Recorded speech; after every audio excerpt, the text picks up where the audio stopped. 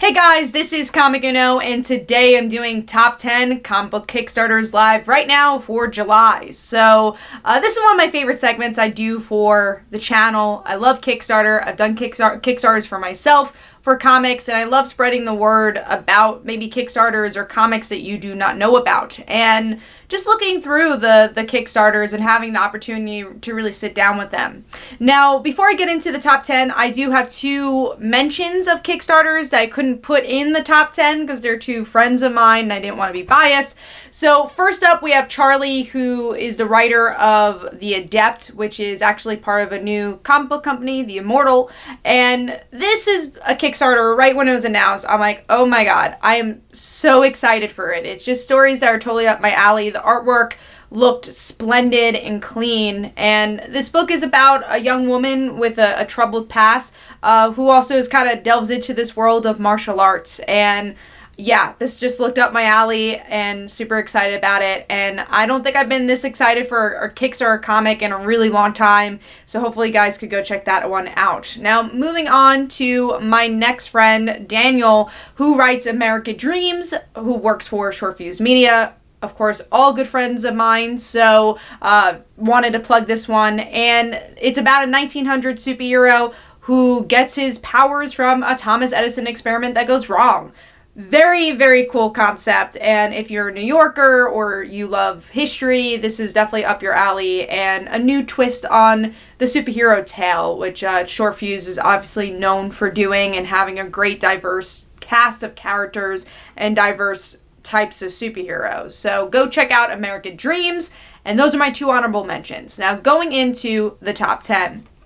So number 10 for me is BUUZA Volume 2. A lot of LGBT comics on this list this month, and one thing I love about Kickstarter is that there is so many LGBT comic books out there, and also webcomics. You know, the form of webcomics or tapas, or seeing collections of webcomics, and that's what BUUZA does here. It's a fantasy book that's LGBTQ, and it was a webcomic, and you're getting a lot of bang for your buck. I believe the first volume was like 180 pages. Now the second volume is also a 100+ page book, so that's something I also like too, is to get a collection of maybe something you've already read and you want to support the creators. This is a perfect way to do so.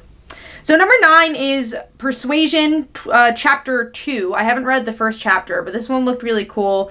It's a kid who's protected by a team of superheroes, and what I liked about this, classic superhero story. I feel like a lot of times with Kickstarter or indie books, you're always thinking outside the box, that you forget about the superhero genre. So it's always nice to see a superhero genre, but with a spin to it, something different. And this had that spin to it, and the artwork looked really good. I liked everyone's character designs, and excited to see what the superpowers and the action looks like in this book. So moving on to number 9, which is Cafe AU Latte Comics. And this is just an anthology book, which is finding love in a coffee shop. Another thing that I think Kickstarter does really well, and this platform has an opportunity to show that maybe the direct market doesn't have to show as much, is romance comics in slice of life, and anthologies as well. Even though I do think the direct market, especially with like DC, has given us a couple more anthologies, but usually based on a superhero that we all know and love. It's kind of cool just to get a theme, and there's the anthology. And I think it's a really great way for up-and-coming writers or creators to get their work out there. So if you want to support up-and-coming creators, definitely go check that one out. And yeah, it's a cool setting. I think it definitely is fun and had some good artwork for the thumbnail as well. Now moving on to number 7, this is a little bit different, what they don't teach you in art school. So I think this is more in the illustrator section, but I always want to show a diverse palette with these top 10s, and I do think this is very valuable, where you get a book to teach you about how to make money in this crazy world of art. And I don't know if it focuses as much on comics, but the art world in general. How do you make money on this? So I think obviously it's a really important tool, and already this Kickstarter has a lot of backers and supporters, which shows that this person knows how to make money with their art. And it's just a different type of book, and it's always good to learn more about your craft. Now moving on to number 6, which is another very different type of book, and that is the educational comics for talking to kids about mental health. And I just think this is a really important topic, and supposedly I think they're making these comics for free, which is even better to get opportunities for kids and parents to read. And it's illustrated by an illustrator, and then it's written by a child psychiatrist. And yeah, just spreading really important information at a young age and a digestible way for kids to learn is important. And I feel like I wish, in my generation or the generation before, we learned more about mental health and had that more in our heads and being able to talk about it better. Like, I think our generation, and again, the generation after, we don't know how to talk about mental health as much. I think every generation's getting better, but if we learn at a young age how to talk about it and how either A, you can help yourself or help people around you, we would live in a lot better of a world. And, art is supposed to reflect our world and even maybe help our world. So I thought this was a really interesting project to back up and definitely support that. Now, moving on to number 5, which is completely different from my number 6. It's called Warrior Nun, and the reason being, Pat Chan writes it, one of my good friends, but this isn't a Pat Chan Kickstarter, which is why I added it into the top 10.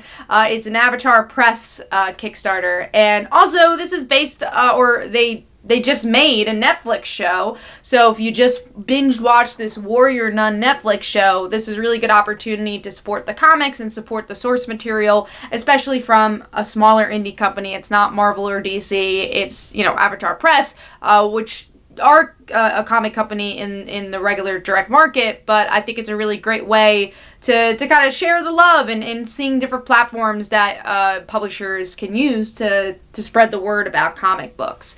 So that is my number 5, and moving on to number 4, which is another completely different book. It has Glitter Vipers, and this is a queer Grindhouse book.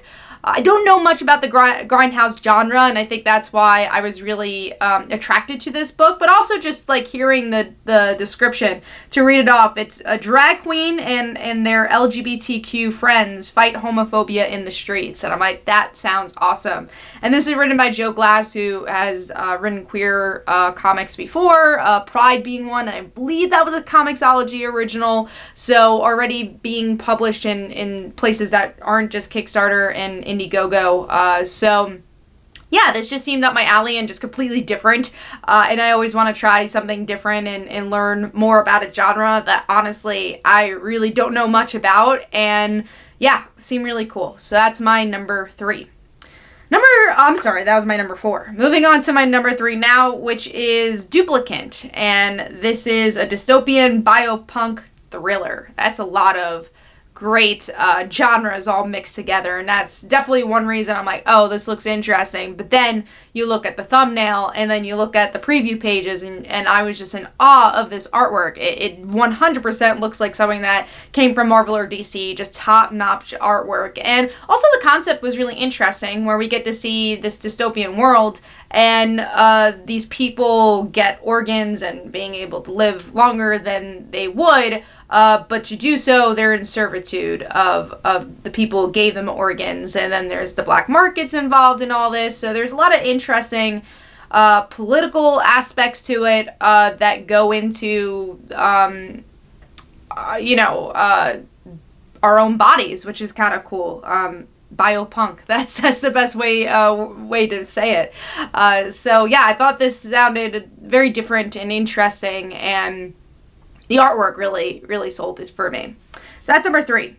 Moving on to number 2, which is Nightwolf. Now, I am a sucker for werewolf stories, and I really like the art style. It was very anime-esque, and I thought that fit really well for this. And it's also, like, not coming of age, but I would say a self identity journey story, which I think is always the best with a werewolf story, because you're getting kind of like two sides of yourself and you're trying to figure yourself out. And usually the werewolf metaphor is about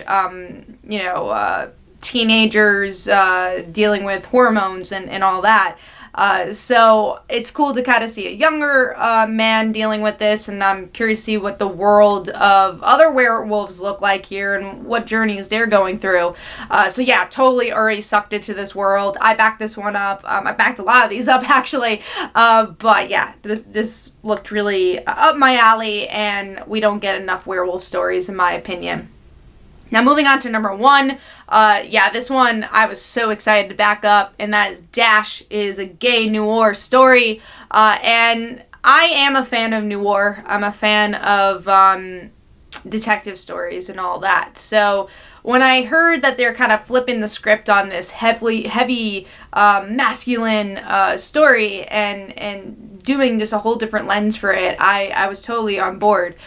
So yeah, I wanted to learn more about this detective and learning more about his queerness and how that affects the book in general.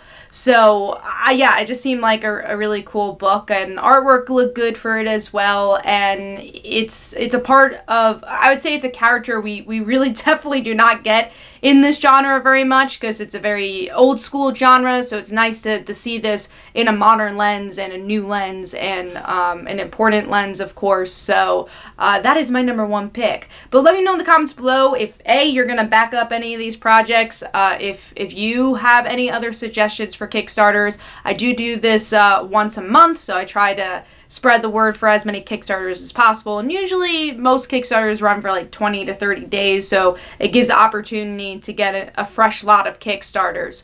But hopefully you guys enjoyed. This is Comic Uno. Definitely go follow me on Twitter and Facebook. Go check out my comics like Father Like Daughter and They Call Her Dancer. And every Tuesday at 10 p.m. Eastern Time is Comic Book Weekly, where we discuss our favorite comics and comic book news. Thanks guys. Bye.